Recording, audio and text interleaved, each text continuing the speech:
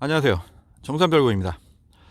자, 오늘 씨앗들과 그리고 이제 각종 모종들을 산에 이식하려고 이렇게 왔다고 말씀을 드렸는데, 이동하다 보니까 푸른 잎이 보여서 잠시 와봤더니 어수리였네요. 그런데 어수리는 제가 텃밭에서 오늘 모종을 좀 가져왔거든요. 네, 상당히 크죠? 이게 올 봄에 이제 그 씨앗이 이제 발화를 해서 싹이 터서 자란 1년이에요. 1년생이에요. 1년생이 벌써 키가 벌써 한 도라지, 웬만한 도라지 1년생보다 크죠. 네, 이렇게 많이 자랐습니다. 그래서 오늘은 그동안 이제 제가 나물로서 여러 번에 걸쳐서 소개를 드렸거든요. 이제 발화된 모습 처음에는 동그랗게 나오죠. 이제 곰치처럼 그렇게 나오다가 이제 점점 잎이 이렇게 이제 갈라지는 형태를 취했던 모습과, 그리고 이제 묵은 개체에서 올라온 그 꽃도 보여드린 적이 있죠. 그건 제가 이제 댓글란에 고정으로 준비를 해 놓을 테니까 그거는 종합적으로 같이 보시고 공부를 하셨으면 좋겠습니다. 오늘은 그 어수에 대한 전반적인 그런 말씀과, 오늘은 그 야경으로서는 어수리가 어떤 효능들이 있는지 그런 것들 잠시 알아보는 시간을 가져볼까 합니다. 자, 어수리 처음에 발화가 됐을 때는 잎이 동그랗다고 말씀드렸어요. 톱니가 이제 잔톱니가 있는 둥그런 형태였다가 이제 잎들이 이제 두 장 세 장 나오면서 요 자루를 중심으로 쭉 올라오다가 이렇게 잎이 마주보는 잎이 두 장이 있고, 그 위로 또 줄기가 자라고 위쪽으로는 이렇게 톱니가 둔하게 있는 이런 형태를 취하게 됩니다. 그리고 어수리는 여기 털이 있거든요. 이제 봄철에는 좀 털이 많이 보이는데 지금 잘 안 보이시죠? 확대를 해볼게요. 자, 털이 보이시죠? 털이 있는 모습을 취하고 있습니다. 그리고 늘 제가 강조를 드리지만, 우리는 이제 이 곰치 같은 거, 이제 곰치나 뭐 명이 이런 것들을 상당히 고급 산채로 알고 있고 많이들 이용을 하시고, 상당히 이제 비싼 가격으로 이제 우리가 이제 구입을 해서 먹고 있는데, 이 어수리도 걔네들 못지않게 오히려 저는 곰치보다는 개인적으로 이 어수리를 더 선호합니다. 지금은 이렇게 좀 보잘것없지만 이제 봄에 묵은 개체에서 올라오는 그 연한 잎은 상당히 굵고 연하고 실하거든요. 그걸 그냥 생으로 이렇게 쌈을 싸먹게 되면 저는 곰치보다 오히려 맛과 향이 더 뛰어나요. 그래서 이제 예전에도 이제 이 곰치 나무를 이용해서 곤드레밥처럼 밥을 할 때 처음에 같이 넣는 거예요. 그래서 이제 밥을 지어 가지고 맛있는 양념장을 해서 이렇게 이제 비벼 먹게 되면 그 밥을 신선반이라고 그랬어요. 신선반. 그만큼 이제 맛과 향이 뛰어나서 많이 먹으면 신선이 된다라고 할 정도로 그렇게 이제 각광을 받았던 그런 나물입니다. 하지만 요즘 이제 현대 들어서는 우리가 이 어수리의 맛과 향 이런 효능들을 많이 이제 잊혀져 가고 있는 그런 실정이죠. 키는 보통 책을 보시면 한 1.5m 정도로 나와 있는데, 제가 어느 그 산속의 묵은 밭에서 이렇게 개체를 발견했을 때는 제 키보다 훨씬 더 컸었어요. 그리고 굵기도 상당히 크고, 그리고 이제 사냥과라서 상당히 많은 씨앗들을 가지고 있습니다. 그래서 이제 한번 발견이 되면 씨앗들이 많기 때문에 그 주위에 많은 개체들이 발견이 됩니다.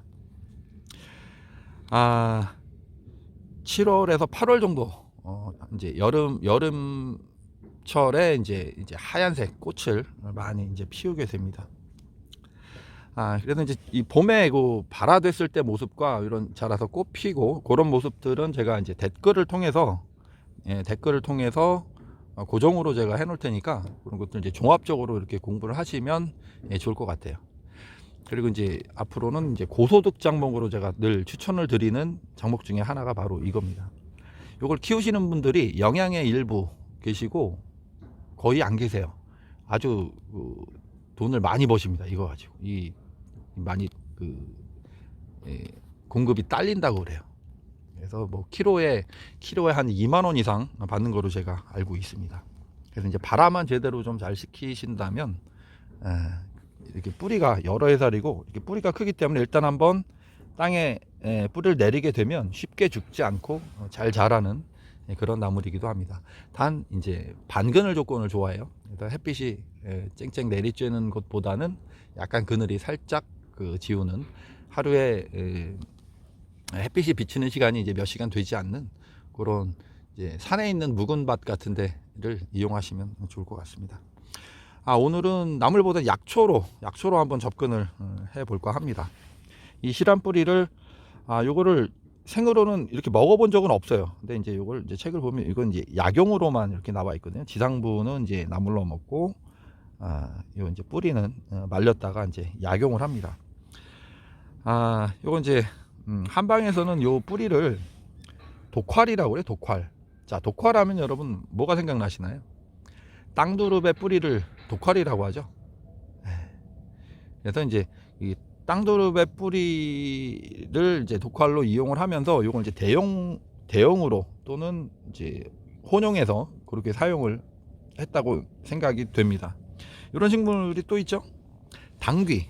자, 당귀도 우리나라 참당귀가 있고요. 그리고 중국 당귀가 있고 일본의 외당귀가 있습니다. 하지만 뿌리를 구분 없이 우리는 당귀라는 이름으로 보혈제 그리고 활혈제로 이용을 하고 있죠. 그리고 또 있죠. 의아리.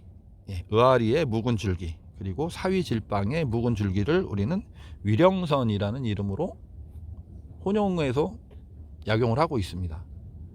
이렇게 여러 가지 이름을 이제 식물체들은 다르지만 그 뿌리나 묵은 줄기를 같은 이름으로 이렇게 혼용을 한다는 것들, 그런 것들 이렇게 곁들여서 알아주시면 좋겠습니다. 이제 우선 성질에 대해서 알아봐야죠. 성질. 자, 독활 또는 이제 만주 독활이라고도 불러요. 그리고 이제 개독활. 그러니까 이제 주로는 이제 땅두릅의 뿌리를 독활이라고 쓰고, 요거는 이제 대용품 정도로 사용하지 않나라는 생각을 해봅니다. 일단 독이 없습니다. 독이 없고 차고 맵고 쓴 그런 성질을 가지고 있습니다. 자, 그리고 하루에 이제 사용하는 양, 이런 이제 어느 정도를 뭐 물을 얼만큼 넣고 얼만큼을 달여서 먹어야 되나, 이런 것들 상당히 궁금해 하시는 분들 많은데 이런 이제 독이 없는 이런 약초들 같은 경우에 보통 사용하는 양이, 하루에 사용하는 양이 한 8g에서 10g 정도 됩니다. 대부분 그래요. 대부분. 물론 이제 뭐 더 많이 사용하거나 적게 사용하는 것도 있지만 보통은 8g에서 10g을 사용하고, 이 독활도 마찬가지입니다. 이것도 한 8g에서 10g 정도를 사용을 합니다. 그래서 물 1리터 정도 넣고 달여서 반이 될 때까지 달여서 그걸 이제 하루에 2번 내지 3번 이렇게 이제 나눠서 음용을 하시는 방법을 취하시면 되겠습니다. 근데 이제 그렇게 사용을 하시고 뭐 이상 증상이 없다, 그리고 효능도 크게 나타나지 않는다 하시면 조금 더해서 조금 더 이제 복용량을 좀 늘리시면 돼요. 좀 더 진하게 내리셔서 드시면 되고, 난 요거 먹었더니 뭐 조금 뭐 설사가 나더라, 여기 아까 이제 찬성질이 좀 있다고 말씀드렸죠. 설사가 나더라 하면은 이제 양을 조금 줄이셔서 사용을 하시면 되겠습니다. 효능을 알아보면 이게 이제 만성 염증에 상당히 좋다고 그래요. 만성 염증. 그래서 이제 각종 염증은 곧 통증을 유발하죠. 그래서 이제 그 염증들, 일반 이런 피부에 나는, 이게 이제 피부를 깨끗이 해주는 그런 효능도 있거든요. 그래서 이제 피부에 나는 이런 트러블들, 그런 염증들을 잡아주기도 하고, 그런 이제 이 속에 있는 이제 염증들을 잡아줌으로 해서 오는 이제 통증들에 아주 좋은 효과를 나타내기도 합니다. 그래서 뭐 요통이나 요통이나 관절염 이런 데도 많이 이용을 합니다. 그리고 중풍에도 이용을 하고요. 그리고 이제 치질 걸리신 분들 치료에도 아주 좋다고 합니다. 그리고 이제 농을 배출시켜 주는 거예요. 농을 배출시켜 주는 고름이죠, 농은.